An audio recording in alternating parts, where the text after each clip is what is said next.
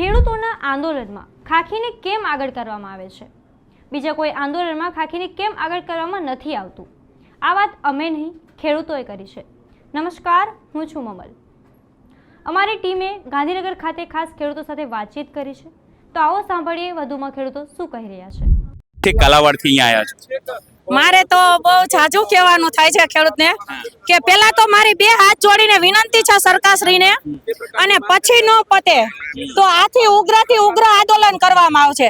અને મારા જિલ્લા તાલુકામાંથી હું 1500 થી 2000 લેડીઝો ભેગા કરી અને એક ગેટ બંધ કરાવી દઈશ, કારણ કે આ અમારો હક છે અને અમે સ્વતંત્ર ભારતમાં જીવીએ છીએ. જ્યારે ખેડૂત આંદોલન થાય ત્યારે ખાખી વર્દી કેમ આગળ કરવામાં આવે છે, અને બીજે ક્યારે આંદોલન થતા હોય ત્યારે કેમ ખાખી વર્દીને આગળ કરવામાં નથી આવતી? આ દેશની સરકારની નબળાઈ છે, કારણ કે હવે બીજેપી સરકાર આમાં હારી ગઈ છે, એટલે એ આમ મોઢું દેખાડવાને લાયક નથી. આ મારા ચોખ્ખા શબ્દો છે. અને જ્યાં ખેડૂતોને આંદોલન થશે, જ્યાં ખેડૂતોને અન્યાય થશે, ત્યાં દરેક વખતે આંદોલન ઉપર ઉતરવામાં આવશે. પછી અમે ખાવાના રહી કે છોકરાઓના ના રહી તોય હાલશે. અને અમને આજે નહીં, હું તો એમ કહું છું કે અત્યારે જેલમાં નાખી દે તોય તૈયાર છીએ. જો આવો પાવર બતાવી અને સરકાર દબાવવા માંગતી હોય તો હું તો દરેક ખેડૂતને કહું છું કે આનાથી દબાઈ ન જાઓ, કારણ કે તમને આજે 30 વર્ષથી આ દબવે છે. હજી તમારે આવનારી પેઢીને બરબાદ કરવી છે. હોય તમામ લોકો સાથે એ સમય દરમિયાન સરકારે પણ એક સંસ્થા છે કિસાન સંઘ, એની જવાબદારી લીધી. તમે લોકો બી એની સાથે જોડાયા. સરકાર તરફથી બી બાહેધરી આપીને 12મી તારીખનું આંદોલન મોકૂફ હતું. હવે શું થયું છે એવું કે તમારા લોકોને ફરીથી વિધાનસભા આવવું પડ્યું એવી કિસાન સંઘ વગર?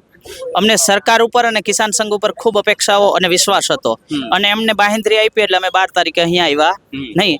પરંતુ અમે એના ઉપર વિશ્વાસ રાખ્યો હતો, એ વિશ્વાસનો અમને પ્રત્યુત્તર મળ્યો નહીં. હજી સુધીમાં કોઈ લેખિતમાં બાહેંધરી આપવામાં આવી નથી. અમે વારંવાર કિસાન સંઘને રજૂઆત કરી કે તમે સરકારને પૂછો GR નું શું છે, સરકારને પૂછો GR નું શું છે, પણ ન કિસાન સંઘ ચોખવટ કરી શક્યું કે ન રાજ્ય સરકાર. મને તો અંદરથી એવું લાગે છે કે કદાચ હવે સરકાર પાસે કિસાન સંઘનું ઉપજતું નહીં હોય, અને મોદી સાહેબ જ્યારે ગુજરાતમાં આવવાના હતા એટલે ખેડૂતો ન આવી શકે એના માટેનું પણ એ ષડયંત્ર હોય છે. એટલે અમે આજે ફરીથી રાજ્ય સરકારને, દરેક જિલ્લાના ખેડૂત આગેવાન આવી અને વિનંતી કરવા આવ્યા છે કે તમે જે નવો GR બહાર પાડવાના છો એ નવો GR રજૂ કરો, નહીતર આવનાર દિવસોમાં અમે ઘણા બધા ખેડૂતો લઈ અને ઉગ્ર આંદોલન કરશું અને અમારો હક લઈને જ અમે જંપીશું, કારણ કે આ ખેડૂતોનો હક છે. એટલા માટે અમે ખૂબ ઉગ્ર રીતે આંદોલન કરશું. ખેડૂતોની વાતથી તમે કેટલા સહેમત છો? કોમેન્ટ કરીને અમને જરૂરથી જણાવજો. અત્યારે માટે બસ આટલું જ. ધન્યવાદ.